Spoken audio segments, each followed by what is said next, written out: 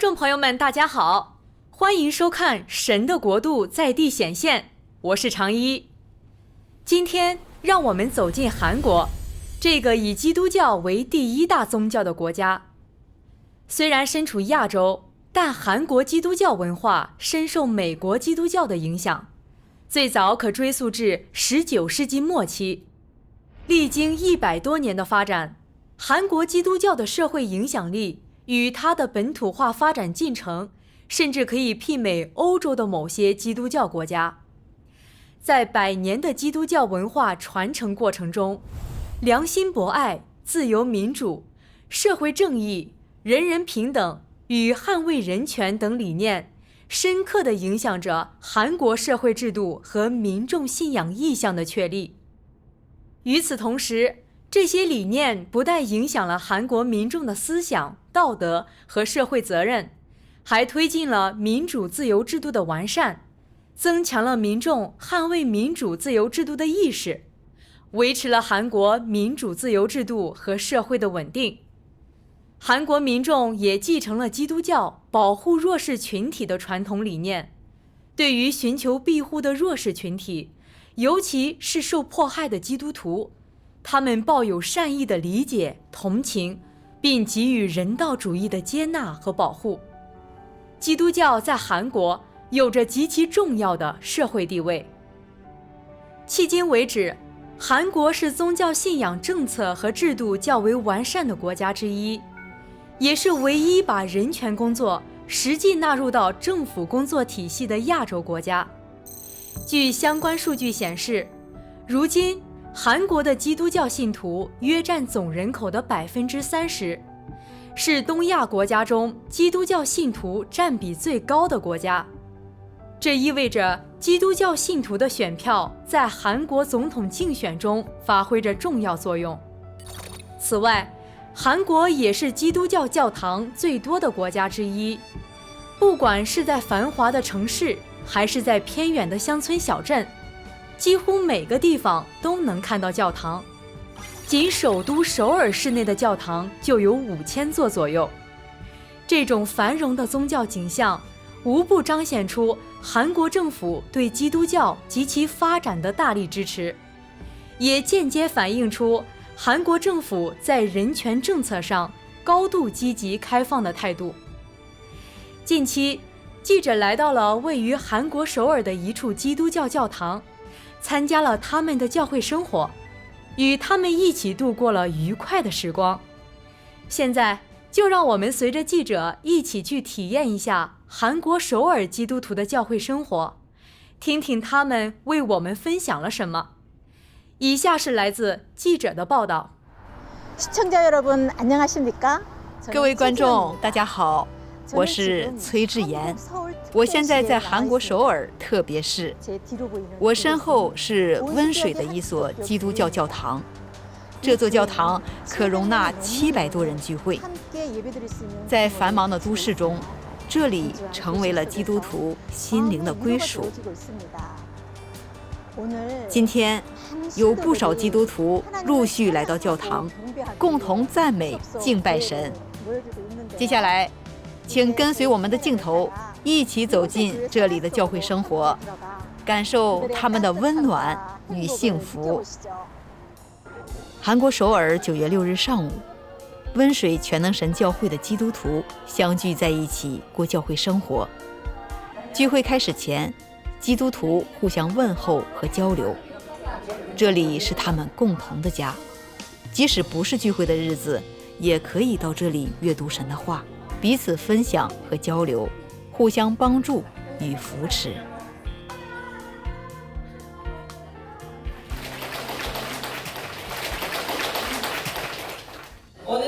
我是今天担任主持的赵丽玲，很高兴认识大家。现在弟兄姊妹都入座了，我们的聚会就要开始了。基督徒首先合唱了一首神话与诗歌，神希望人能追求真理，生存下来。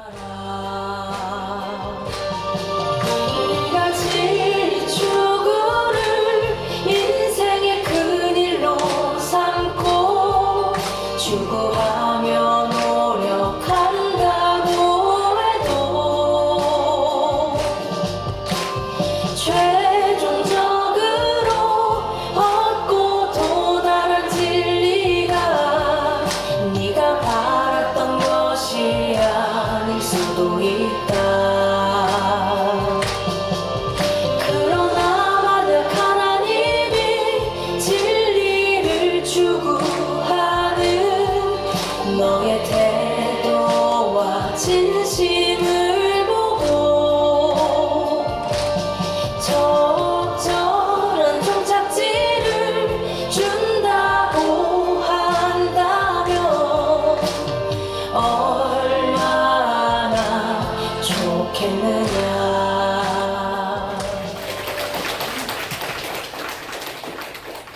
基督徒用欢快的舞蹈向神献上感谢和赞美。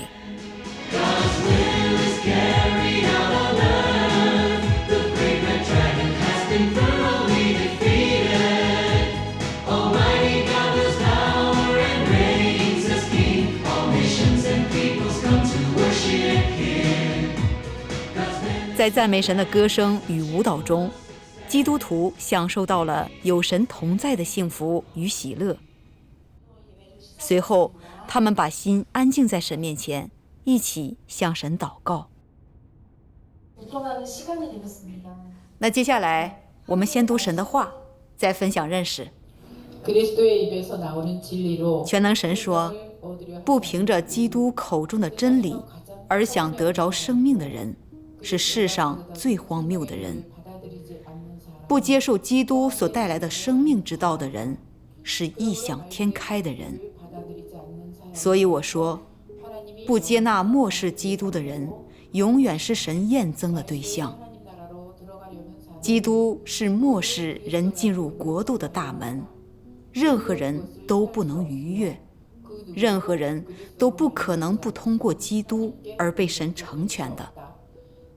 你是信神的人，就得接受神的话，就得顺服神的道，不要只想着得福，却不能领受真理，不能接受生命的供应。基督末世来到，是要向所有凡是真心相信他的人来供应生命的。这工作是为了结束旧时代，进入新时代而有的工作，是所有进入新时代的人的必经之路。你不承认基督，而且还定罪，或亵渎，或加以逼迫，那你定规就是永世都被焚烧的对象，是永远不能进入神国中的人。阿们。末世的基督带来的是生命，带来的是长久的永远的真理之道。这真理就是人得着生命的途径，是人认识神，被神称许的唯一途径。你若不寻求末世的基督供应的生命之道，那你就永远不可能得着耶稣的称许，永远没资格踏入天国的大门，因为你是历史的傀儡，是历史的囚犯。被规条、被字据、被历史的枷锁控制的人，永不能得着生命，永不能得着永久的生命之道，因为他们得着的只是持守了几千年的污浊之水，而不是从宝座之上流出的生命之水。没有生命之水供应的人，永远是死尸，永远是撒旦的玩物，永远是地狱之子。这样还能见到神吗？你只求能守住历史，只求能原地踏步，保持原状，却不求改变现状，淘汰历史，那你不就是永远与神为敌的人吗？阿们。神的话读完了，我们先揣摩一下。对神的话有开启亮光的弟兄姊妹们，都可以分享认识。我是天主教信徒，信了20多年了。妻子也是天主教信徒，儿子是辅祭，主要站在神父身边服侍。我们经常清晨出发去教堂参加活动，我觉得这些都是神喜悦的。但是在接受了这部做工之后，我才意识到，原来我的想法完全错了。我对神原有的认识发生了很大的改变。我来到温水教会，第一次听到神做了3步工作。在天主教20多年中，从来没有哪位神父说过这些。当然，因为他们也不知道这个奥秘。通过全能神末世发表的话语，我才明白了这一切，也感觉自己以前就是白信了。全能神在末世所发表的生命之道，才是真正的真理之言，完全不同于人自己的观念想象，是永不改变的真理。正是这些话语让我醒悟，因此我才能有些改变。如果我还像以往20多年那样守着宗教仪式继续信下去，恐怕我只能落得下地狱的下场。感谢神，阿们。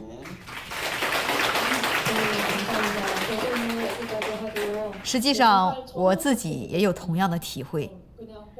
以前我信神是为了得福，现在明白了，不该为得福，而是要真心信靠神。曾经我很害怕临到审判，担心神会试炼我，但是现在这种害怕担心少多了。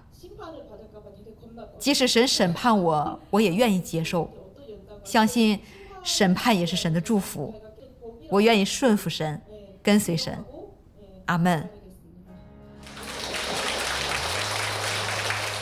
基督徒从全能神的话中认识到，人只有接受末世基督的审判工作，才能脱去败坏，得着洁净。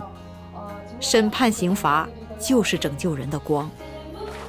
他们用歌声表达了对神的赞美与感恩。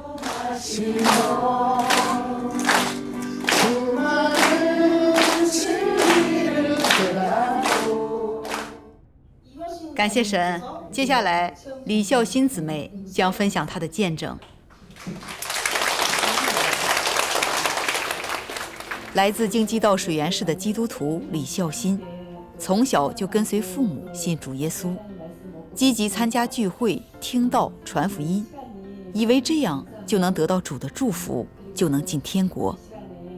2019年，李孝心听到了神末世的福音，并开始阅读全能神的说话。经过几次聚会，我听到了主已再来的消息，还得到了一本书。那本书正是全能神亲自发表的真理。怀着激动和期待的心情，我翻开了那本神话语书。全能神说，人都在痛苦之中寻求我，在试炼之中仰望我，在平安之时享受我，在险境之中否认我，在忙碌之时忘记我，在空闲之余来应付我，但不曾有一人在一生之中来爱我。我愿意让人在我前都求真，我并不要求人给我什么，只是让所有的人都能把我当作一回事，不是欺哄我，而是让我把人的真诚换来。阿们。神的话语就像2刃利剑，刺透了我的心。我反思自己这么多年信主的过程，顺利的时候我会感谢神，并且下定决心要时常亲近神。但在工作忙碌的时候，我却没有努力去亲近神，反而更加投入到工作里，忙得不可开交。我嘴上说着爱神，但实际上那份爱只是想从神那里得到祝福，不是对神真实的爱。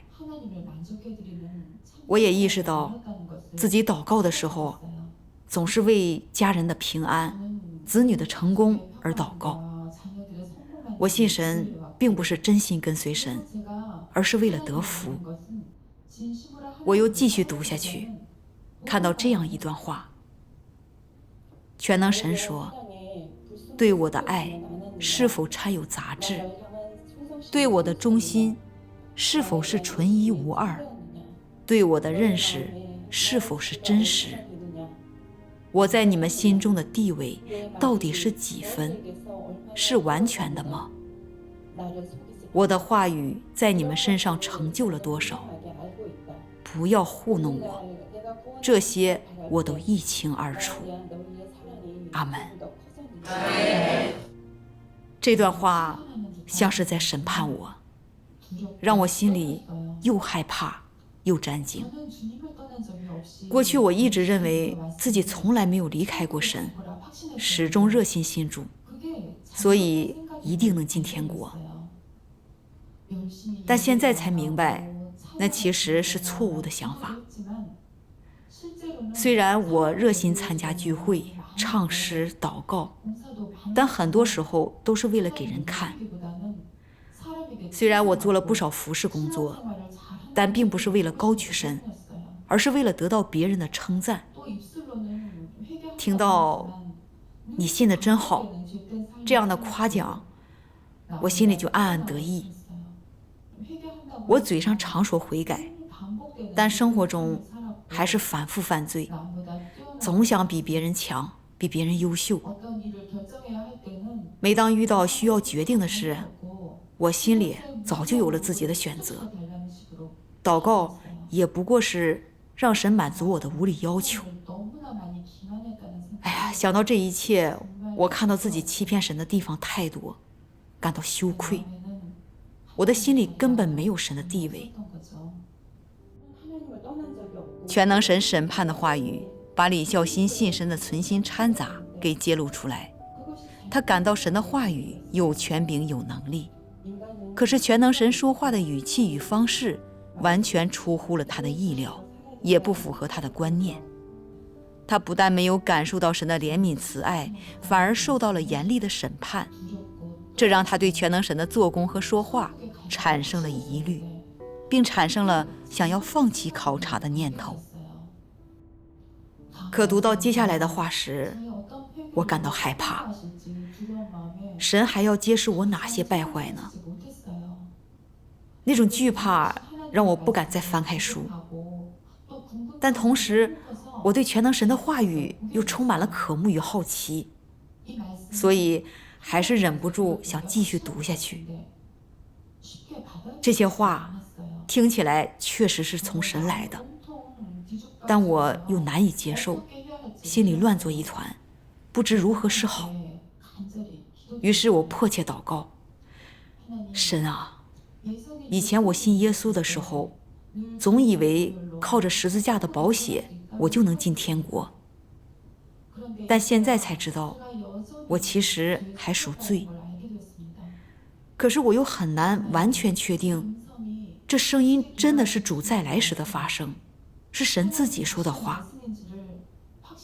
我里面有太多掺杂，所以很难接受。神啊，求你带领我，让我能听出这是你的声音，能确定并接受下来。之后我把心里的观念向姊妹们敞开，他们给我看了全能神的话语。全能神说，我们既要寻找神的脚踪，那就得寻找神的心意，寻找神的说话，寻找神的发声。因为哪里有神的心说话，哪里就有神的声音；哪里有神的脚踪，哪里就有神的作为；哪里有神的发表，哪里就有神的显现；哪里有神的显现，哪里就有真理、道路、生命的存在。你们寻找神的脚踪，都忽略了神是真理、道路、生命这句话。所以很多人得着了真理，也不认为是找到了神的脚踪，更不承认是神的显现。这是多么严重的失误！神的显现不可能合乎人的观念，更不可能是按着人的要求而显现。阿们。当初看到神审判的话语时，我觉得神的话太严厉，就认为这位说话严厉的神与我所认识的那位慈爱怜悯的主耶稣不一样。这完全是因为我不认识神的性情，把神的性情局限在只有慈爱怜悯导致的。但哪里有真理，哪里就有神的显现。真理就是神的声音，这些话是神的声音，那我就该放下自己的观念，接受顺服。我想到圣经里撒玛利亚妇人的经历，她在井边遇见耶稣时，起初以为他只是一个犹太人，但听了耶稣的话后，就认出这声音正是他盼望已久的弥赛亚的声音。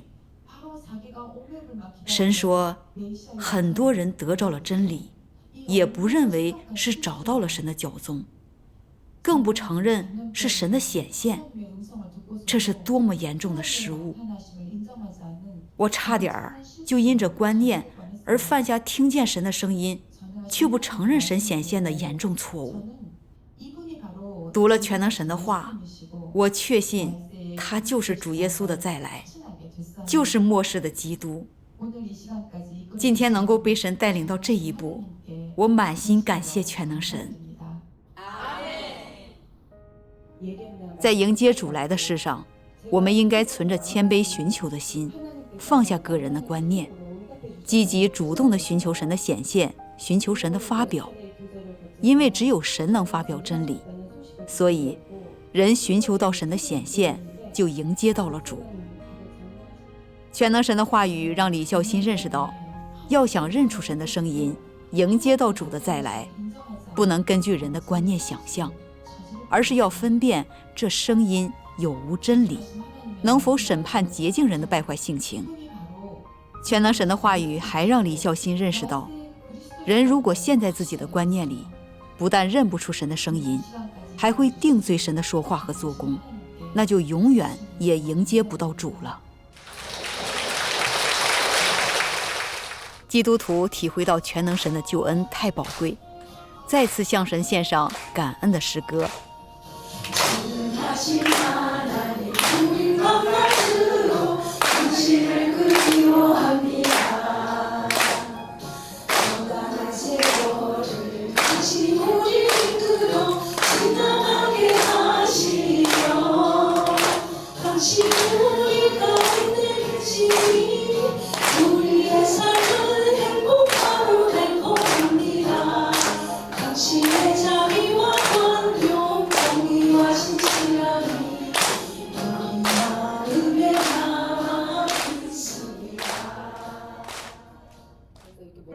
金荣新一家是天主教信徒，他信天主40多年。2019年，金荣新通过寻求考察，认定了全能神就是主耶稣的再来，并把福音传给了女儿。他们正为赴上羔羊筵席而满心欢喜的时候，金荣新的家人却因听信谣言，强烈反对和拦阻他跟随全能神。有一天，我丈夫发现家里放着的全能神话语书籍，他在网上搜索，看到了一些谣言，就大发雷霆，极力反对。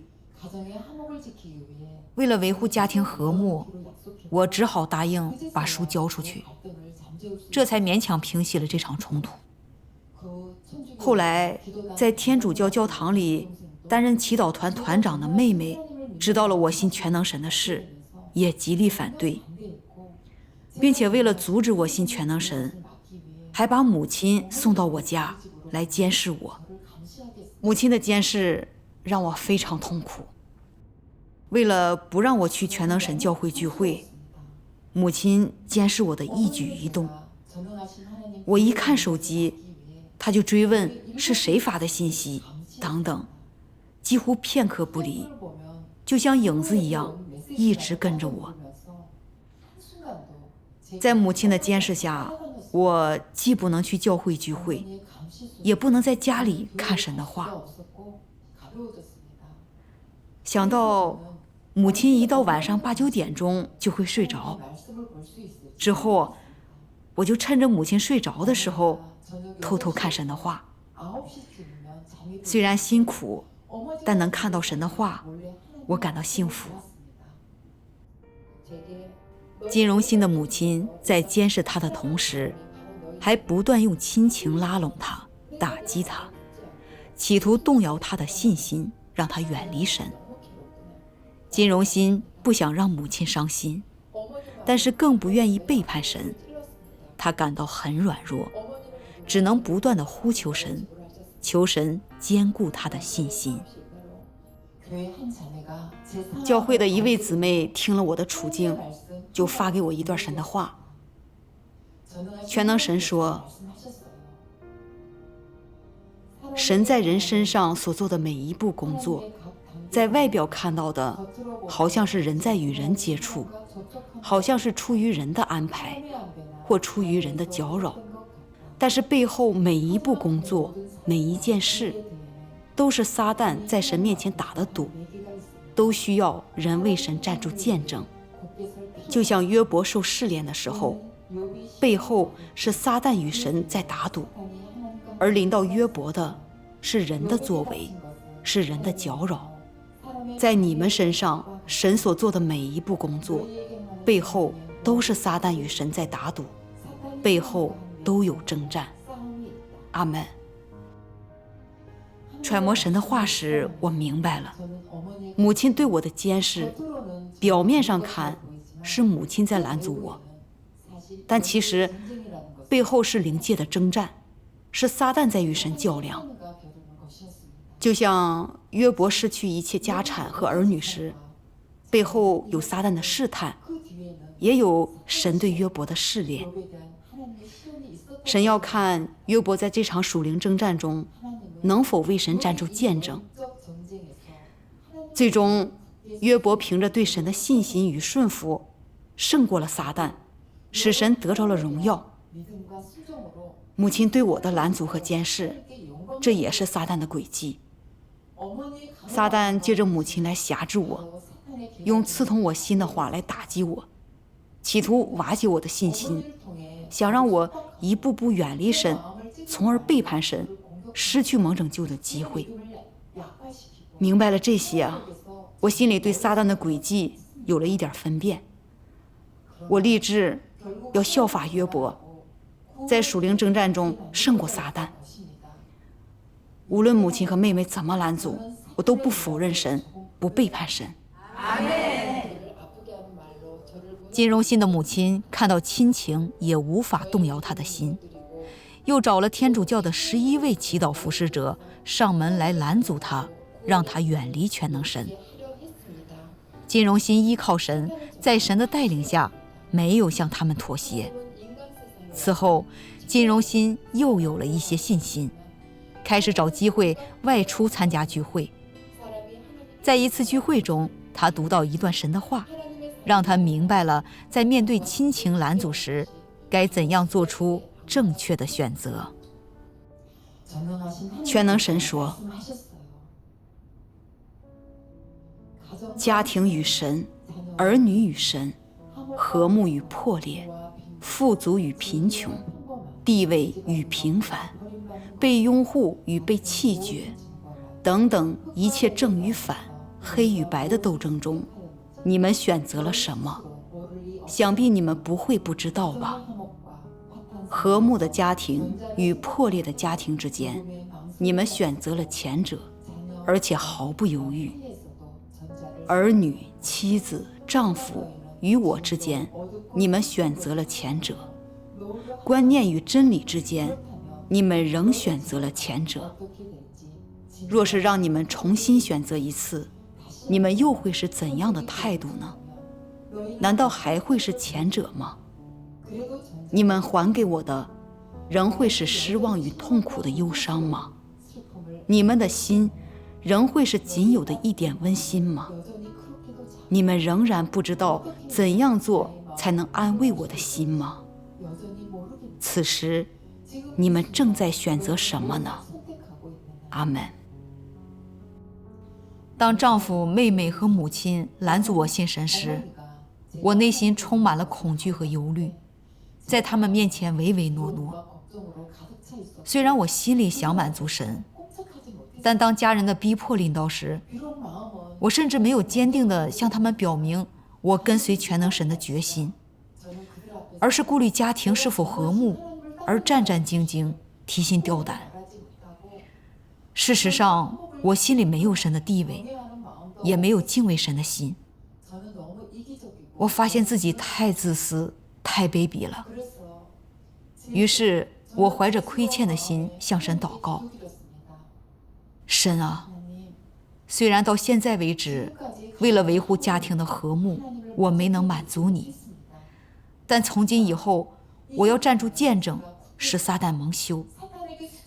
愿你赐给我信心，我愿满足你。祷告后，我有了信心。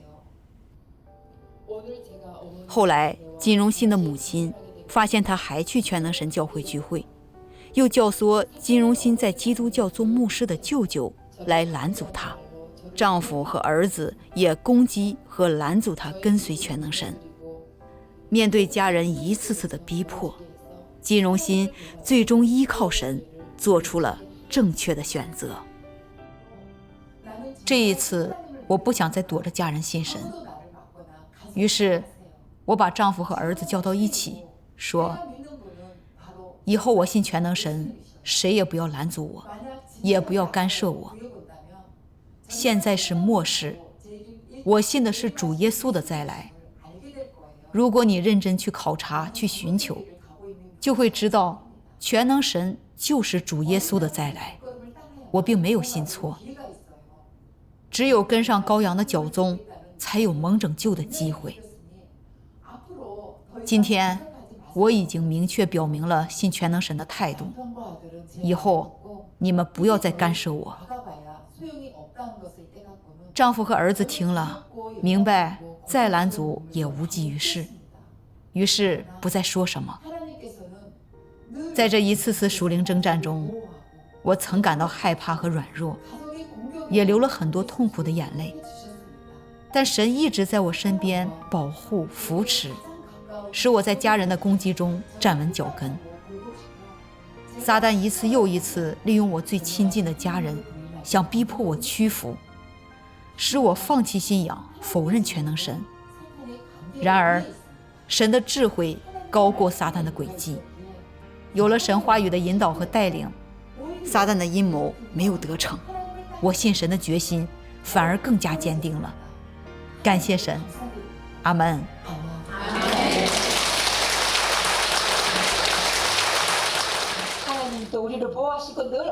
通过姊妹的交通，我真实的看到神一直在保护着我们，真的感谢神。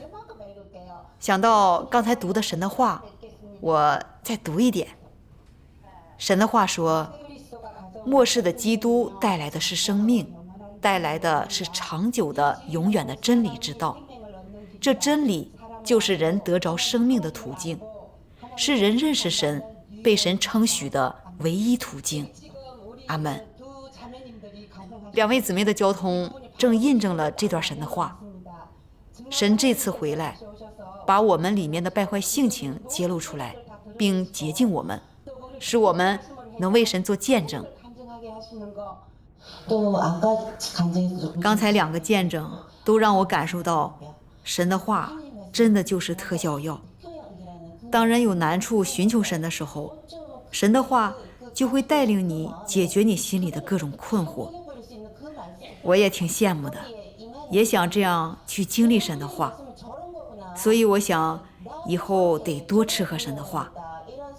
神的话是有权柄有能力的，在两位姊妹的经历当中，我确实感受到这一点，也感受到在话语时代就是得这样经历体验神的话。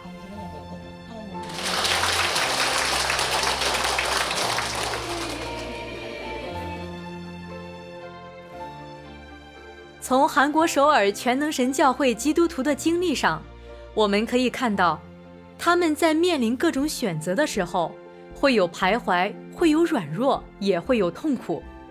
但他们真心寻求真理，找到了解决这些问题的实行路途。